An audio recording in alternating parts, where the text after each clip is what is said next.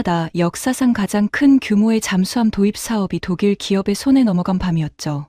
전국의 시청자가 지켜보는 카메라 앞에서 저는 이렇게 말했습니다. 솔직하게 말씀드리겠습니다. 이 결과는 처음부터 정해져 있었어요. 한국은 급이 안 됩니다. 스튜디오 안에서 웃음이 터졌습니다. 제 옆에 앉은 동료 패널도 카메라 뒤의 스태프들도 고개를 끄덕였죠. 그 순간 저는 제가 캐나다에서 가장 정확한 사람이라고 확신했습니다. 바로 그날 밤이었습니다. 제 인생에서 가장 부끄러운 순간의 시작이 말이죠. 지금 그 방송 영상은 캐나다 전역을 돌아다니고 있습니다. 제 이름 리처드 콜슨을 검색하면 가장 먼저 뜨는 게 바로 그 장면이에요. 사람들은 그 영상을 보며 이렇게 말합니다. 저 사람이 나라를 말아먹었다. 하지만 진짜 이야기는 그 방송 안에 있지 않습니다. 진짜 무서운 이야기는 카메라가 꺼진 뒤 석 달 동안 벌어졌죠. 이 영상을 끝까지 보시면 한 나라가 어떻게 62조 원짜리 계약을 스스로 걷어차고도 웃을 수 있었는지 알게 되실 겁니다. 그리고 그 대가를 왜 우리 캐나다가 치렀는지도요. 저는 리처드 콜슨입니다. 캐나다 국방부에서 30년 넘게 무기 도입을 담당했던 사람이고 지금은 방송에서 국방 문제를 해설하고 있습니다. 그리고 저는 이번 잠수함 사업의 심사 과정에 직접 관여했던 내부자입니다. 그날의 스튜디오를 다시 떠올려 보겠습니다. 저녁 방송이 시작되기 30분 전 대기실 공기부터 이미 달아올라 있었어요. 진한 커피 향과 분장실 파우더 냄새가 뒤섞인 그 공간으로 프로듀서가 상기된 얼굴로 뛰어들어왔습니다. 확정됐습니다. 정부가 독일 TKMS를 선택했어요. 오늘 밤 단독으로 터뜨립니다. 저는 속으로 안도했습니다. 사실 저는 몇 달 전부터 방송에서 줄곧 독일을 밀어왔거든요. 만약 한국이 선택됐다면 제 체면이 말이 아니었을 겁니다.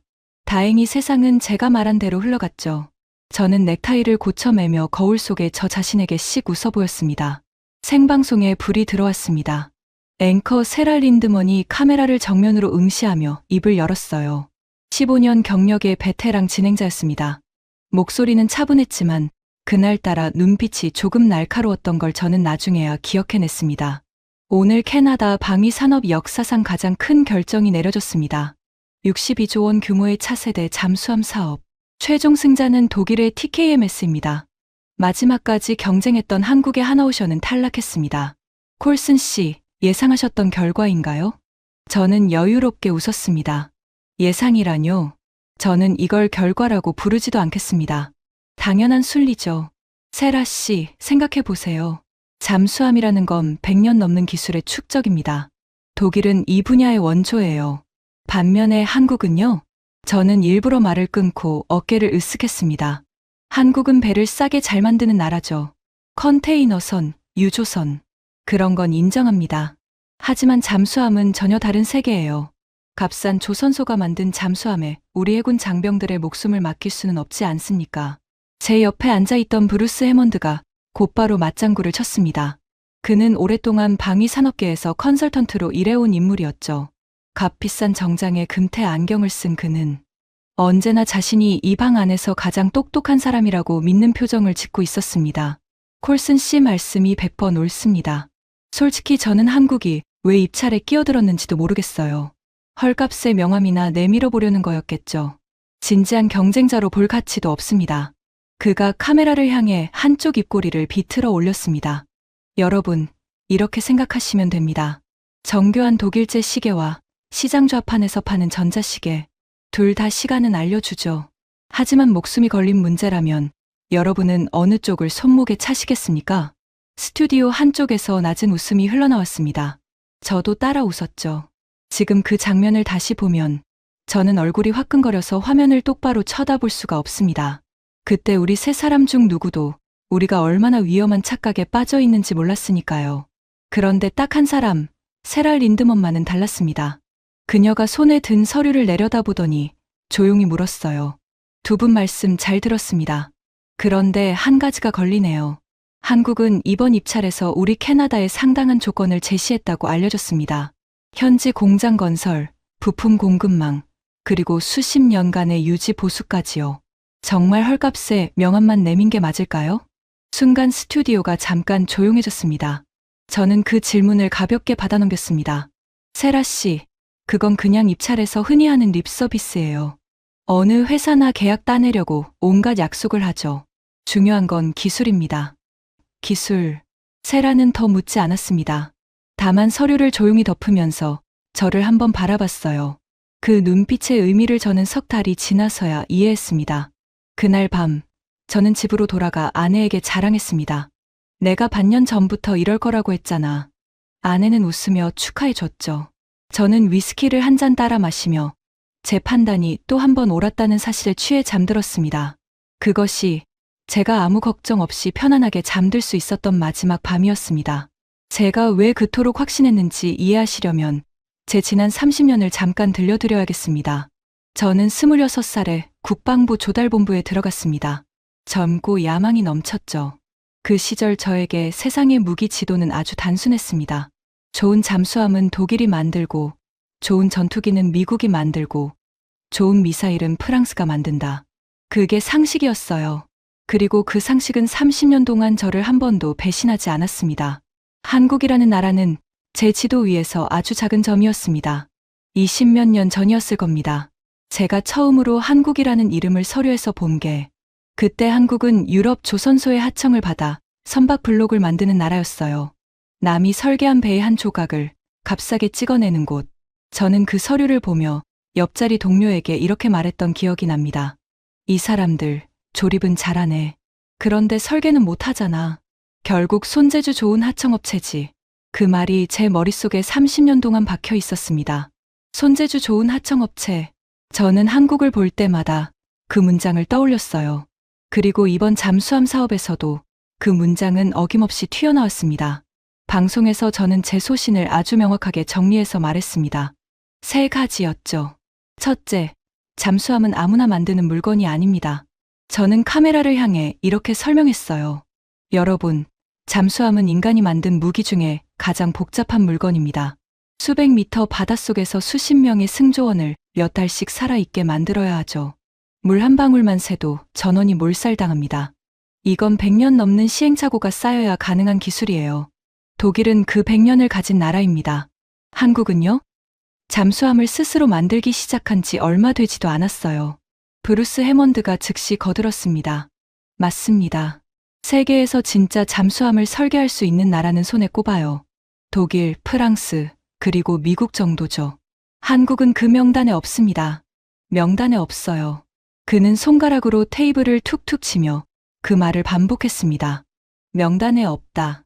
마치 그게 무슨 신성한 진리라도 되는 것처럼요. 둘째, 저는 한국의 탈락 자체가 곧 실력의 증거라고 봤습니다. 생각해 보세요.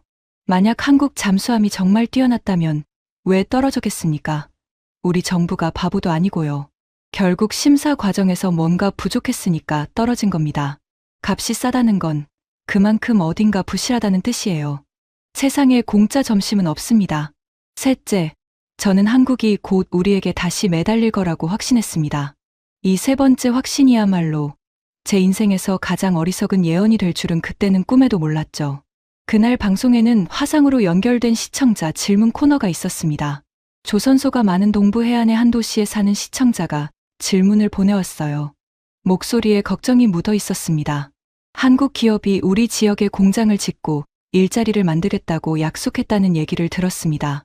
그게 사실이라면 우리 같은 노동자들에게는 오히려 한국이 더 좋은 선택 아닌가요? 우리 도시는 지금 일자리가 절실합니다.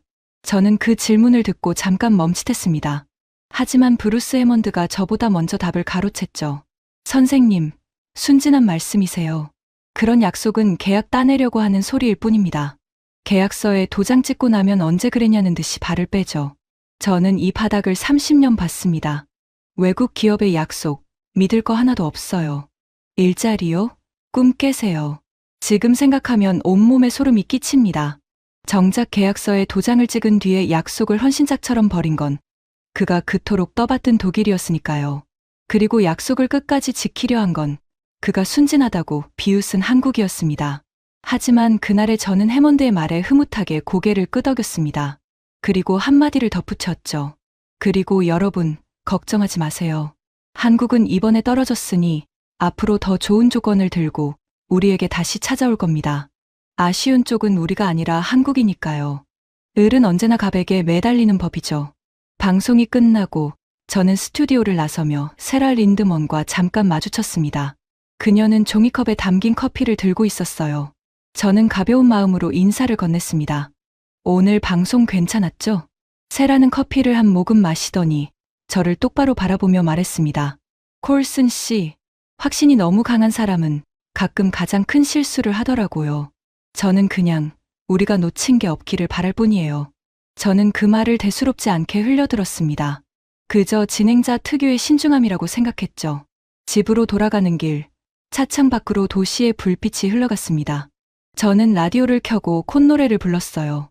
모든 게 완벽했습니다. 제 판단은 옳았고, 세상은 제자리를 찾았고, 저는 여전히 캐나다에서 가장 신뢰받는 국방 전문가였으니까요. 그때는 정말로 아무것도 몰랐습니다. 균열은 아주 사소한 곳에서 시작됐습니다. 방송이 나가고 일주일쯤 지났을 때였어요. 프로듀서가 저에게 전화를 걸어왔습니다.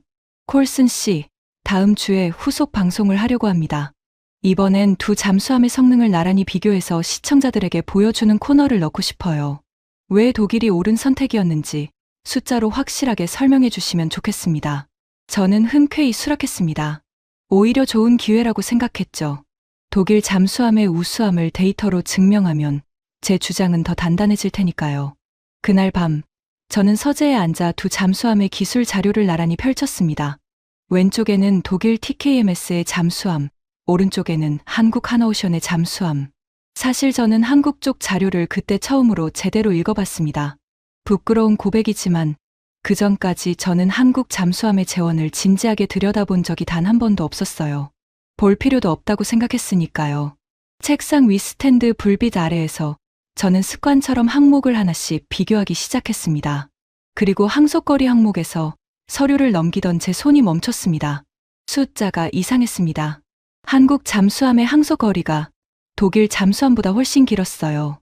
그것도 조금 긴 정도가 아니었습니다. 한 번 출항하면 훨씬 더 멀리, 훨씬 더 오래 바닷속에서 작전할 수 있도록 설계돼 있었죠. 저는 처음에 제가 잘못 봤다고 생각했습니다. 안경을 고쳐 쓰고 다시 봤어요. 숫자는 그대로였습니다. 계산기를 다시 두드려 봤습니다. 결과는 똑같았죠. 등골이 서늘해졌습니다. 우리 캐나다는 세계에서 가장 긴 해안선을 가진 나라입니다. 대서양, 태평양, 그리고 저 북극해까지. 우리 잠수함은 그 넓은 바다를 며칠씩 항해하며 지켜야 하죠. 그런데 독일 잠수함은 원래 유럽의 얕고 좁은 바다에서 쓰라고 만든 배였습니다. 짧은 거리를 오가는데 최적화된 물건이었어요. 반대로 한국 잠수함은 태평양처럼 넓은 바다를 길게 누비도록 설계된 배였습니다. 마치 우리 캐나다의 바다를 위해 태어난 것처럼요.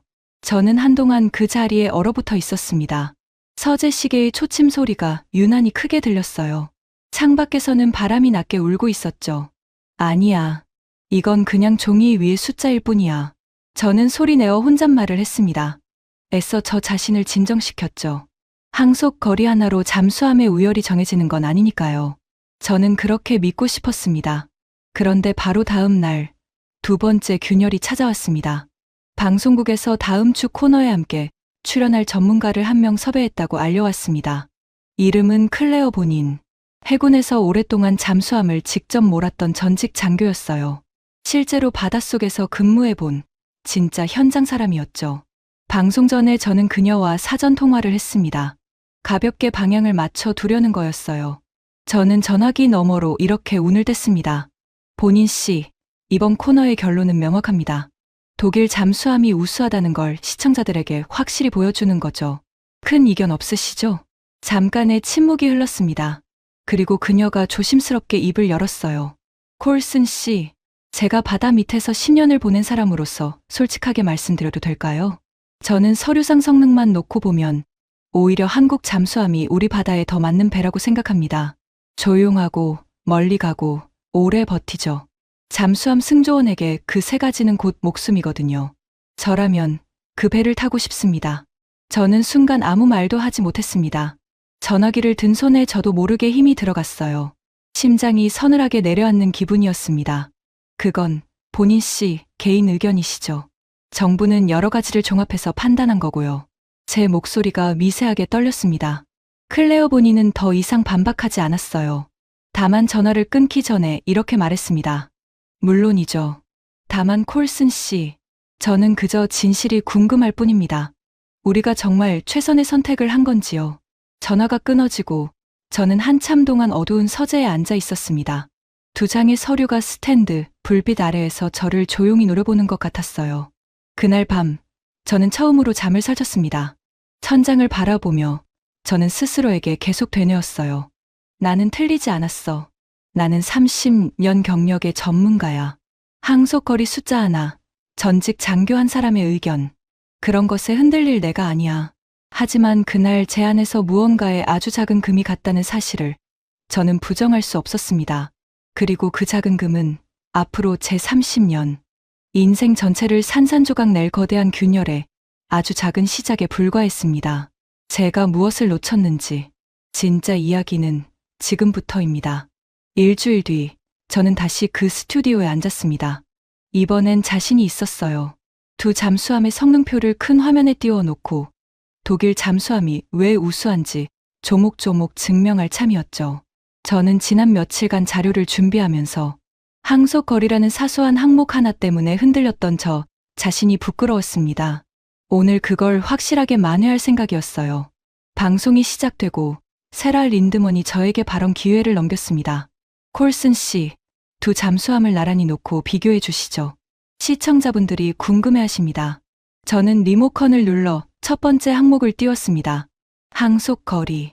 그런데 화면에 숫자가 뜨는 순간 저는 목이 턱 막혔습니다. 제 손으로 준비한 자료인데도 큰 화면으로 보니 그 차이가 훨씬 더 극명하게 드러났거든요. 한국 잠수함의 작전 반경이 독일 잠수함의 거의 2배에 가까웠습니다. 스튜디오가 잠깐 술렁였어요. 저는 애써 태어난 척 다음 항목으로 넘어갔습니다. 정숙성. 잠수함이 얼마나 조용하게 움직이느냐, 즉 적에게 얼마나 안 들키느냐 하는 항목이죠. 잠수함에게는 생명 그 자체입니다. 그런데 이번에도 한국 잠수함이 더 조용했습니다. 세 번째 항목, 자망 지속 시간. 한 번 물속에 들어가서 얼마나 오래 안 떠오르고 버티느냐. 이것도 한국이 앞섰어요. 제 이마에 땀이 배기 시작했습니다. 저는 마른 침을 삼키며 마지막 카드를 꺼냈습니다. 가격이었어요. 하지만 여러분, 잠수함은 사서 끝이 아닙니다. 수십 년간 유지하고 정비해야 하죠. 독일은 그 오랜 세월 동안 검증된 정비 체계를 갖추고 있습니다. 당장의 성능보다 그게 더 중요할 수도 있어요. 말을 뱉으면서도 저는 알고 있었습니다. 이건 궁색한 변명이라는 걸요. 아니나 다를까 세랄 린드먼이 준비된 자료를 화면에 띄웠습니다. 콜슨 씨, 그런데 한국은 이번 제안에서 수십 년간의 유지 보수와 부품 공급까지 책임지겠다고 명시했습니다. 그것도 캐나다 현지에 정비시설을 지어서요. 이 부분에서도 한국이 밀린다고 보기는 어렵지 않을까요? 저는 다시 말문이 막혔습니다. 세랄 린드먼이 조용히 그러나 또렷하게 물었습니다. 콜슨 씨, 지금 화면에 나온 항목마다 한국 잠수함이 앞서고 있는데요. 그런데도 독일이 우수하다고 말할 수 있는 근거는 무엇인가요? 시청자 여러분, 이 숫자를 똑똑히 봐 주십시오. 저는 말문이 막혔습니다. 그건 잠수함은 종합적으로 봐야 하는 물건이라서요. 단순히 몇 가지 숫자만으로는. 바로 그때 옆에 앉아있던 클레어 본인이 입을 열었습니다. 조용하지만 단단한 목소리였어요. 제가 한 말씀 드려도 될까요? 저는 실제로 저 바닷속에서 10년을 근무한 사람입니다. 방금 화면에 나온 것들, 멀리 가고, 조용하고, 오래 버티는 것.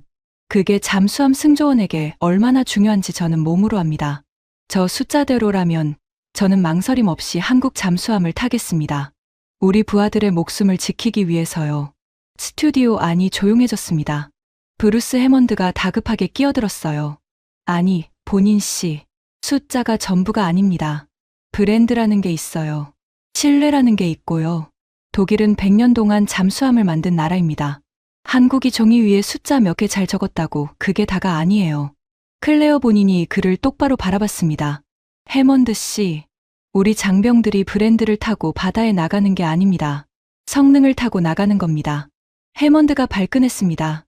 본인 씨, 그건 너무 단순한 생각입니다. 국방이라는 건 외교이기도 해요. 우리는 독일 같은 나토 동맹국과 손을 잡아야 안보가 튼튼해지는 겁니다. 클레어 본인이 차분하게 되받았습니다. 해먼드 씨, 그 논리라면 한국은 아예 입찰에 참여할 자격도 없었어야죠. 그런데 우리 정부는 한국을 마지막까지 경쟁시켰습니다. 왜일까요? 그만큼 한국의 제안이 훌륭했기 때문 아닐까요? 해먼드의 얼굴이 벌겋게 달아올랐어요. 그는 물잔을 집어들어 벌컥벌컥 들이켰습니다. 손이 미세하게 떨리는 게 제 눈에도 보였어요. 저는 그 광경을 옆에서 지켜보며 등줄기로 식은땀이 흐르는 걸 느꼈습니다. 방금까지 제가 굳게 믿었던 세계가 카메라 앞에서 소리 없이 금이 가고 있었으니까요. 방송 중간에 광고가 나가는 짧은 휴식 시간이 있었습니다. 프로듀서가 이어폰 너머로 저에게 속삭였어요. 콜슨 씨, 지금 실시간 시청자 반응이 심상치 않습니다.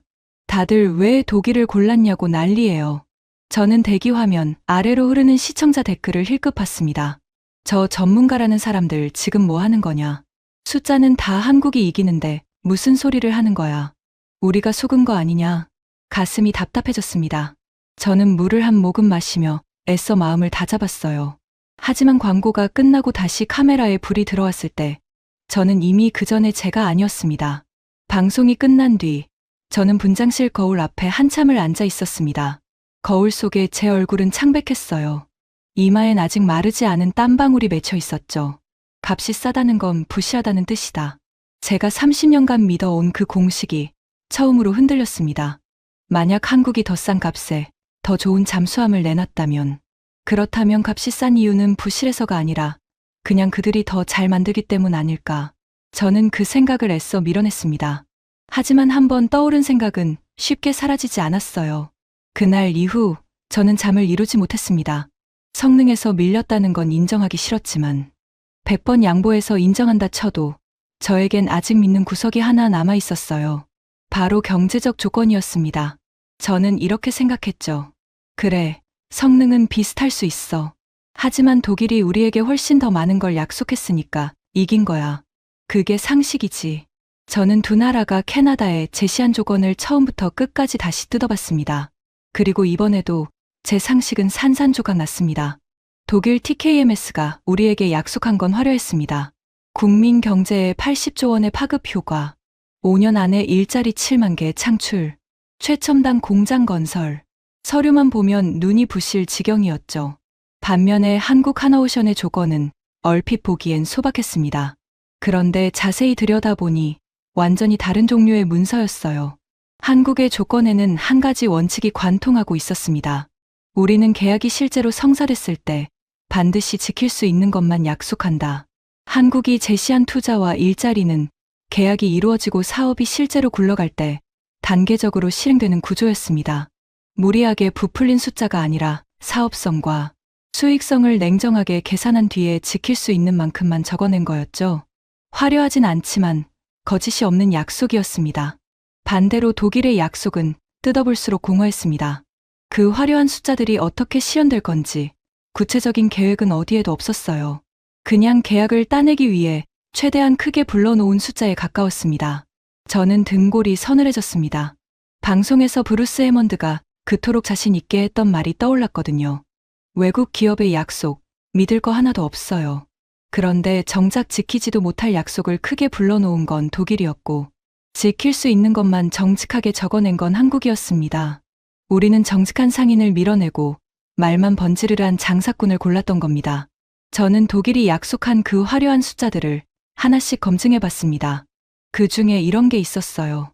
독일은 캐나다 북부의 한 항구에 대규모 투자를 하겠다고 약속했습니다.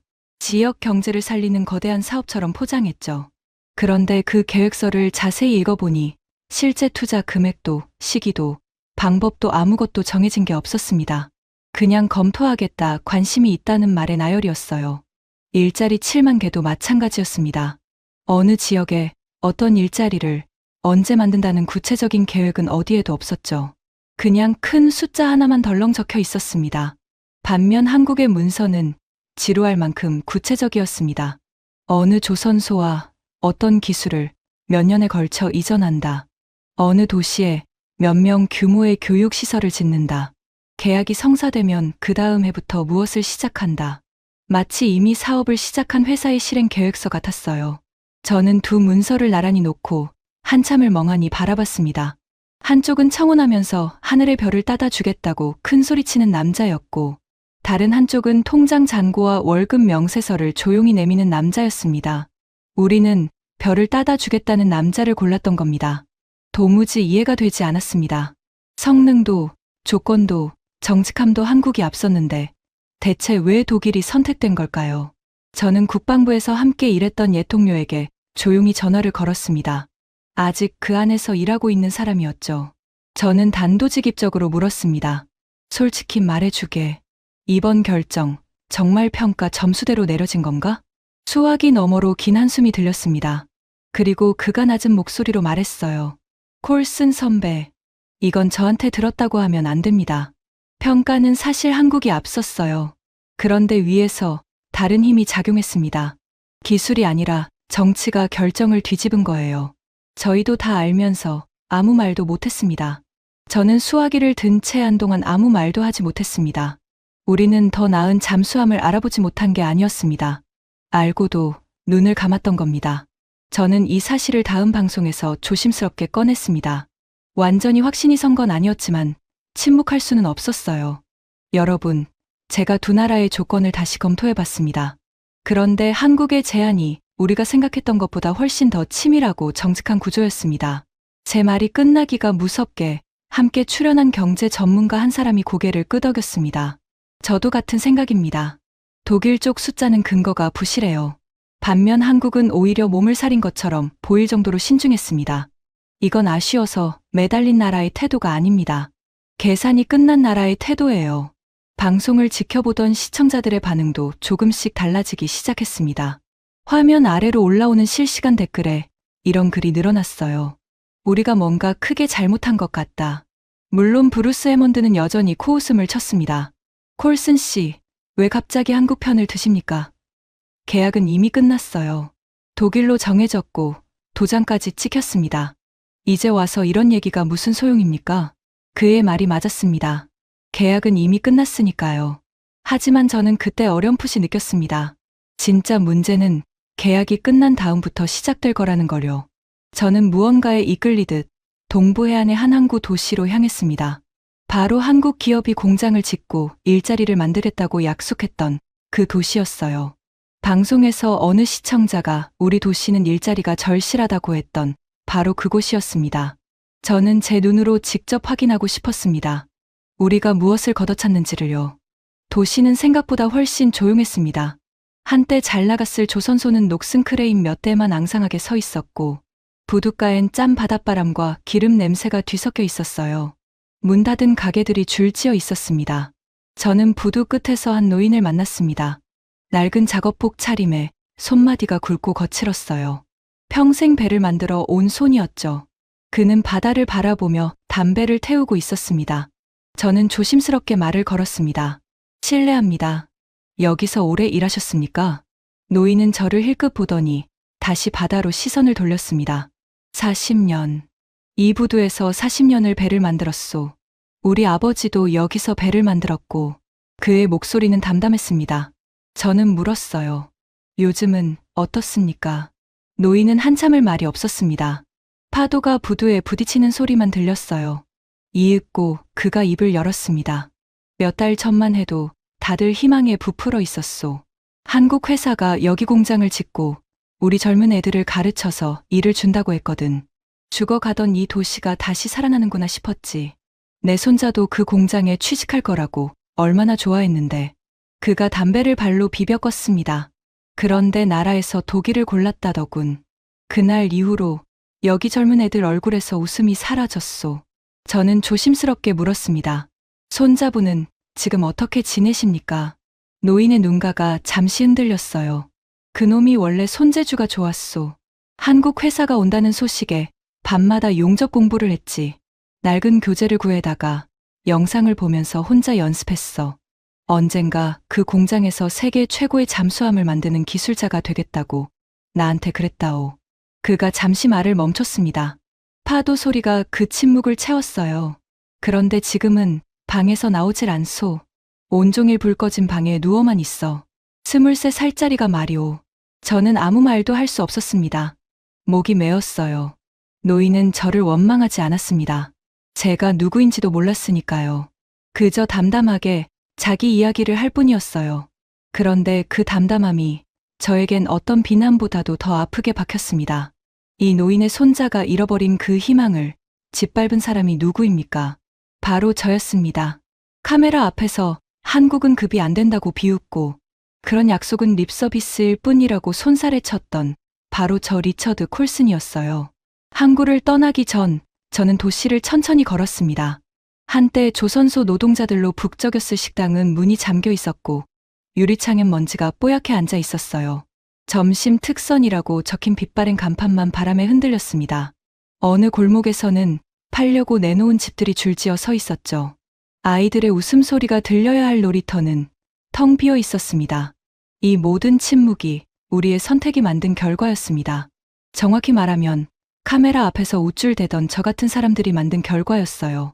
저는 다시 부두 쪽을 돌아봤습니다. 노인은 여전히 그 자리에서 말없이 바다를 바라보고 있었어요. 40년 동안 배를 만든 그 구분등이 저물어가는 햇빛 속에서 유난히 작아 보였습니다. 저는 그에게 다가가 사과하고 싶었습니다. 하지만 무슨 낯으로요. 결국 저는 아무 말도 하지 못하고 그 도시를 떠났습니다. 다만 마음속으로 한 가지를 다짐했어요. 적어도 진실만큼은 반드시 제 입으로 말하겠다고요. 그날 밤, 저는 도시의 허름한 여관방에 앉아 오랫동안 창밖을 바라봤습니다. 제 30년이 눈앞을 스쳐 지나갔어요. 26세 국방부에 들어와 좋은 잠수함은 독일이 만든다는 그 지도. 한 장을 금과 옥조처럼 품고 살아온 30년. 저는 그 지도를 한 번도 의심하지 않았습니다. 그 지도가 저를 전문가로 만들어줬으니까요. 그런데 그 지도는 이미 오래전에 낡은 종이가 돼 있었던 겁니다. 세상은 바뀌었는데 저 혼자 30년 전 지도를 들고 큰 소리를 치고 있었던 거예요. 거울 앞에 선 제 모습이 낯설었습니다. 캐나다에서 가장 신뢰받는 전문가라던 자부심은 저 항구의 녹슨 크레인처럼 앙상하게 서 있었죠. 저는 처음으로 제가 틀렸을지도 모른다는 사실을 온몸으로 받아들였습니다. 그건 지식으로 아는 것과는 전혀 다른 뼈아픈 깨달음이었어요. 하지만 그때까지도 저는 몰랐습니다. 진짜 충격은 아직 시작도 하지 않았다는 걸요. 제가 그 항구 도시에서 돌아온 지 며칠 뒤 방송국에 한 통의 제보가 들어왔습니다. 익명이었어요. 발신자는 자신을 국제방위산업을 오래 취재한 사람이라고만 밝혔습니다. 제보 내용은 우리가 선택한 독일 TKMS라는 회사의 정체에 관한 것이었죠. 저는 그 자료를 받아들고 한 장 한 장 읽어 내려갔습니다. 그리고 읽을수록 손이 떨렸습니다. TKMS는 이름만 번지르르한 회사가 아니었습니다. 지난 30년 가까이 전 세계 9개 나라에서 매물 스캔들에 휘말린 회사였어요. 잠수함이나 군함을 팔면서 그 나라 관료들에게 뒷돈을 건넸다는 의혹으로 3차례나 대형 수사를 받았죠. 몇몇 나라에서는 실제로 기소까지 됐고 계약이 통째로 취소된 적도 있었습니다. 한마디로 부패의 냄새가 30년 동안 가시지 않은 회사였던 겁니다. 제보 자료에는 구체적인 사례들이 담겨 있었습니다. 어느 남유럽 나라에서는 TKMS가 잠수함을 팔면서 그 나라 국방 관료들에게 거액의 뒷돈을 건넸다는 의혹으로 수사가 벌어졌습니다. 관련된 정치인 몇 명이 옷을 벗었고 그 나라 국민들은 한동안 거리로 뛰쳐나왔죠. 또 어느 나라에서는 TKMS가 납품한 군함에서 심각한 결함이 발견됐는데도 뒷거래로 그걸 조용히 덮으려 했다는 정황이 드러났습니다. 읽으면 읽을수록 이건 단순한 소문이 아니었습니다. 세계 곳곳에 실제 피해자가 있는 오래되고 뿌리 깊은 문제였어요. 저는 의자에 등을 기댄 채 한동안 천장만 바라봤습니다. 우리 캐나다는 정직하게 지킬 수 있는 약속만 내놓은 한국을 밀어내고 하필이면 전 세계에서 뇌물로 얼룩진 그 회사를 62조 원을 주고 골랐던 겁니다. 저는 이 사실을 다음 방송에서 정면으로 다뤘습니다. 더는 침묵할 수 없었어요. 여러분, 오늘은 반드시 말씀드려야 할 것이 있습니다. 우리가 선택한 독일 TKMS는 지난 30년 가까이 전 세계 곳곳에서 매물 스캔들에 휘말려 온 회사입니다. 스튜디오가 얼어붙었습니다. 세라 린드먼조차 잠시 말을 잇지 못했어요. 그녀가 떨리는 목소리로 물었습니다. 그 말씀은 우리 캐나다가 부패 이력이 있는 회사에 62조 원을 맡겼다는 뜻인가요? 그렇습니다. 제 대답에 스튜디오 안의 공기가 무겁게 가라앉았습니다. 바로 그때 브루스 해먼드가 벌떡 일어서다시피 하며 소리쳤어요. 그건 다 근거 없는 소문입니다. 의혹일 뿐이에요. 기소됐다고 다 유죄인 건 아니잖습니까? 그의 목소리는 이상하리만치 다급했습니다. 이마엔 땀이 흥건했고 눈동자가 흔들렸어요. 저는 그 순간 문득 이상한 생각이 들었습니다. 왜 해먼드는 자기 일도 아닌데 저렇게까지 독일을 필사적으로 감싸는 걸까? 세라 린드먼이 그를 향해 조용히 말했습니다. 해먼드 씨, 왜 그렇게 흥분하시죠? 저희는 그저 사실을 확인하고 있을 뿐입니다. 해먼드는 아무 대답도 하지 못한 채 자리에 다시 주저앉았습니다. 방송이 끝난 뒤 저는 조용히 해먼드의 뒷조사를 시작했습니다. 그리고 며칠 만에 저는 씁쓸한 사실 하나를 알게 됐어요. 브루스 해먼드는 지난 몇 년간 유럽 방위 산업체들의 캐나다 진출을 돕는 자문 역할을 해왔던 겁니다. 그 대가로 적지 않은 돈을 받아왔고요. 다시 말해 그는 처음부터 공정한 전문가가 아니었습니다. 독일 쪽이 계약을 따내면 이득을 보는 위치에 있던 사람이 방송에 나와 한국을 깎아내리고 있었던 거예요. 저는 등골이 오싹해졌습니다. 그동안 저는 그의 자신만만한 말들을 전문가의 소신이라고 믿었습니다. 그런데 그건 소신이 아니라 계산이었던 겁니다. 한국을 급이 안 되는 나라라고 손가락질하던 그 목소리 뒤에 돈이 있었던 거죠. 하지만 진짜 충격은 그 다음이었습니다. 계약이 독일로 넘어가고 얼마 지나지 않아 이상한 소식이 하나둘 들려오기 시작했어요. 한국 하나오션이 캐나다에서 추진하던 모든 협력 사업에서 조용히 발을 빼기 시작한 겁니다. 처음엔 작은 소식이었습니다. 하나오션이 동부의 한 조선소와 맺기로 했던 기술 협력 협정을 철회했다는 짧은 기사. 저는 그때만 해도 대수롭지 않게 여겼어요. 계약이 무산됐으니 그럴 수도 있다고 생각했죠. 그런데 그게 시작이었습니다. 하나오션은 캐나다 젊은이들을 가르치기로 했던 조선 기술 교육 시설 건립을 백지화했습니다. 지역 철강 회사와 맺기로 했던 대형 공급 계약도 없던 일이 됐죠. 부품 공장 투자 계획도 지역 일자리 창출 약속도 하나둘 조용히 거둬들이기 시작했습니다. 한국은 화를 내지 않았습니다. 항의하지도 매달리지도 않았어요. 그저 담담하게 짐을 싸서 떠났습니다.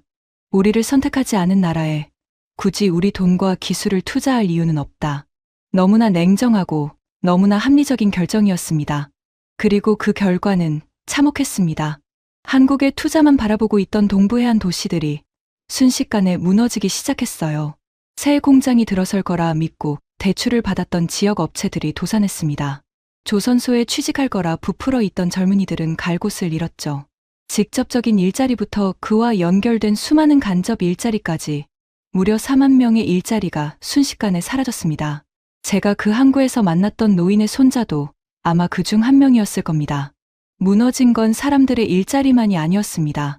한국 회사의 투자를 믿고 새 설비에 큰 돈을 빌렸던 지역의 작은 부품. 업체 사장은 하루아침에 빚더미에 앉아 공장 문을 닫았습니다. 조선기술학교가 들어설 거라며 들떠있던 부지엔 잡초만 무성하게 자라기 시작했죠. 지역 철강회사는 대형 납품 계약이 날아가면서 수백 명을 내보내야 했습니다. 한 도시의 심장이 조용히 멈춰버린 겁니다. 캐나다 전역이 발칵 뒤집혔습니다. 언론들은 앞다투어 보도를 쏟아냈어요. 한국이 떠나자 도시가 죽었다. 우리는 무엇을 잃었나. 온 나라가 뒤늦게 정신이 번쩍 든 겁니다. 신문 일면에는 죽은 도시의 사진이 실렸습니다. 텅 빈 부두, 녹슨 크레인, 불 꺼진 창문들. 방송마다 전문가들이 나와 대체 이 결정을 누가 내렸느냐고 목소리를 높였어요. 국민들은 분노했습니다. 우리가 정직한 파트너를 걷어차고 부패한 회사를 골랐다는 사실이 알려지면서 그 분노는 더욱 거세졌죠. 정부는 뒤늦게 해명에 나섰지만 이미 엎질러진 물이었습니다. 62조 원을 쓰고도 우리는 잠수함도 일자리도 신뢰할 파트너도 잃어버린 셈이었으니까요. 그리고 브루스 해먼드는 어느 날 갑자기 방송에서 사라졌습니다. 그의 독일 업계 유착 의혹이 언론에 보도되면서 방송국은 서둘러 그와의 출연 계약을 끊었어요. 한때 스튜디오에서 가장 큰 소리를 치던 그 남자는 이제 어디에서도 이름을 찾아볼 수 없게 됐습니다. 겨우 한국 기업 하나 떠난다고 나라가 어떻게 되겠습니까? 그가 코웃음 치며 던졌던 그 말은 이제 캐나다에서 가장 어리석은 발언의 대명사가 됐죠. 브루스 해먼드가 방송에서 그렇게 자신 있게 했던 말이 부메랑처럼 돌아왔습니다. 그런데 한국 기업 하나가 떠나자 한 지역의 경제가 통째로 무너졌던 겁니다. 그런데 정말 놀라운 일은 우리 캐나다 밖에서 벌어지고 있었습니다. 한국이 캐나다에서 조용히 발을 빼는 그 모습을 전 세계가 지켜보고 있었던 겁니다. 그리고 사람들이 내린 결론은 우리가 생각한 것과 정반대였어요. 한국은 아무 데나 팔지 않는 나라다. 자기를 알아보는 나라에만 자기 기술을 준다. 이 소문이 퍼지자 오히려 한국의 몸값은 더 올라갔습니다. 한 북유럽 국가의 해군 관계자는 언론 인터뷰에서 이렇게 말했다고 합니다. 캐나다가 놓친 그 잠수함이야말로 우리가 원하던 배다. 우리는 한국과 진지하게 대화하고 싶다. 태평양 건너 어느 나라는 자국 해군 대표단을 직접 한국으로 보냈다는 이야기도 들려왔어요. 한국을 급이 안 되는 나라라고 비웃던 저 같은 사람들이 있는 동안 세계의 다른 나라들은 이미 한국의 문을 두드리고 있었던 겁니다. 저는 그 소식들을 접하며 얼굴이 화끈거렸습니다.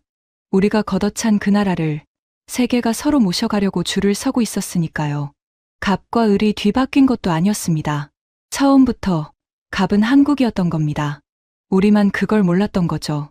저는 그제야 깨달았습니다. 한국은 이 계약에서 진 게 아니었습니다.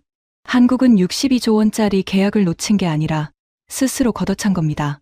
정직하지 않은 상대와는 손을 잡지 않겠다는 원칙으로 그 거대한 돈을 미련 없이 내려놓은 거예요.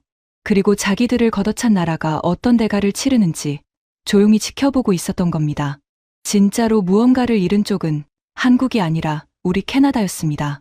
제 30년 인생을 떠받치던 마지막 기둥이 그 순간 완전히 무너져 내렸습니다. 저는 방송국에 연락해 특별한 부탁을 하나 했습니다. 생방송에서 이번 잠수함 사업에 관한 모든 진실을 말하게 해달라고요. 편집 없이 처음부터 끝까지 제 입으로 직접. 프로듀서는 잠시 망설였습니다. 제가 그동안 독일을 옹호해 온 사람이라는 걸 알고 있었으니까요. 하지만 결국 그는 고개를 끄덕였습니다.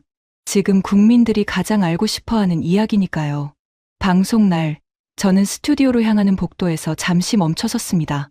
6개월 전, 저는 이 복도를 의기양양하게 걸었습니다.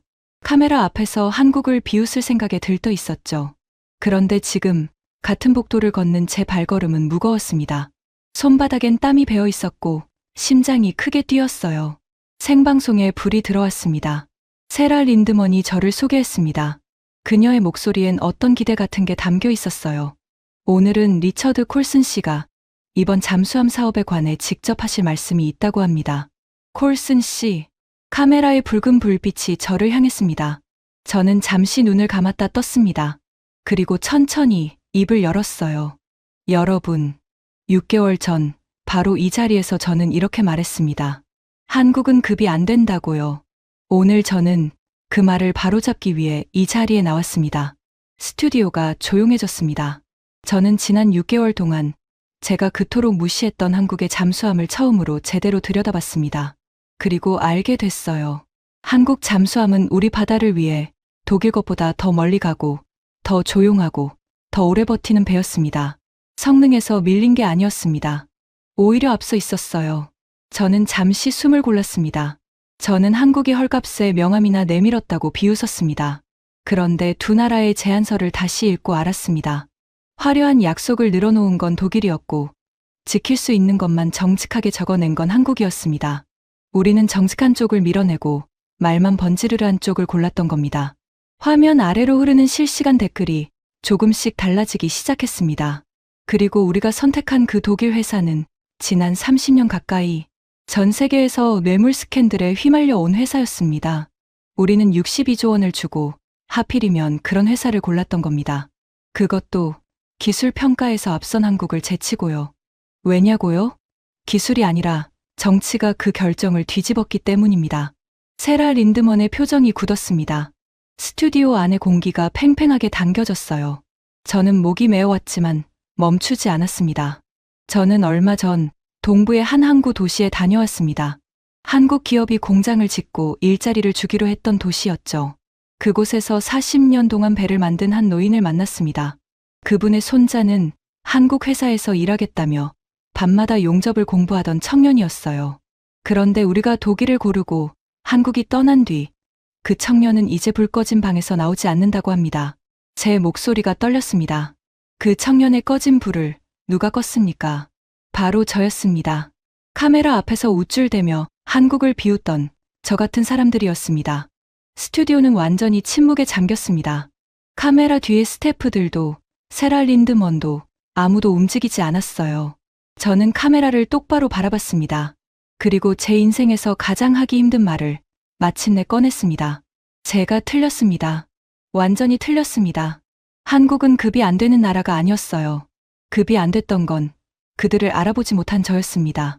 저는 30년 경력이라는 낡은 지도 한 장을 들고 이미 바뀐 세상을 못 본 척했던 어리석은 사람이었습니다. 이 자리를 빌려 제가 비웃었던 한국에게, 그리고 제 말을 믿어주셨던 여러분에게 진심으로 사과드립니다. 제가 말을 마치자 한동안 아무 소리도 들리지 않았습니다. 그리고 화면 아래로 시청자들의 댓글이 쏟아지기 시작했어요. 용기 있는 고백이다. 이제야 진실을 듣는다. 우리가 무엇을 잃었는지 이제야 알겠다. 세라 린드먼이 조용히 입을 열었습니다. 그녀의 눈가가 살짝 붉어져 있었어요. 콜슨 씨, 이 말씀을 하시기까지 쉽지 않으셨을 겁니다.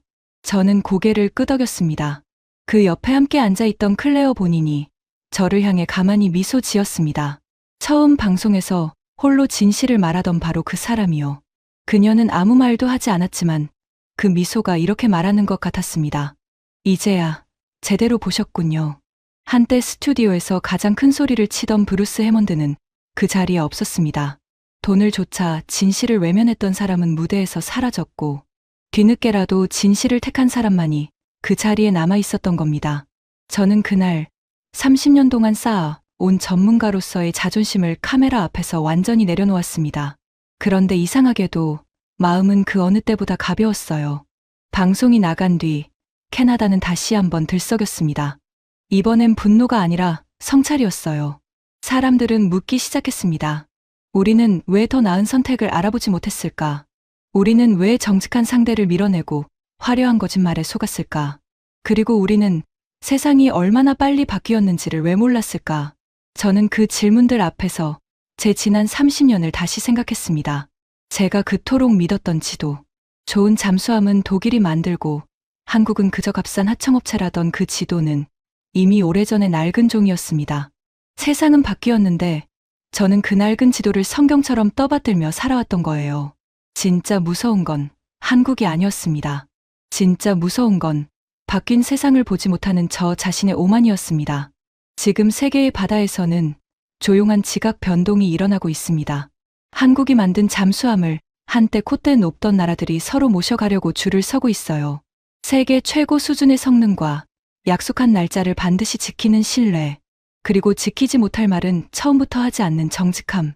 이 세 가지를 모두 갖춘 파트너는 세상에 그리 많지 않으니까요. 한국은 62조 원짜리 계약을 놓친 게 아니었습니다.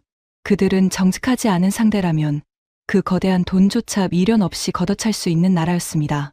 그리고 그런 나라를 세계는 이제 함부로 대하지 못합니다. 갑과 을이 뒤바뀐 게 아닙니다. 처음부터 갑은 한국이었고 우리만 그걸 몰랐던 겁니다.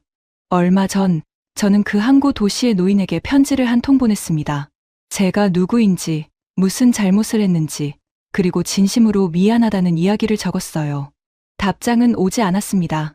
어쩌면 영영 오지 않을지도 모르죠. 하지만 저는 압니다.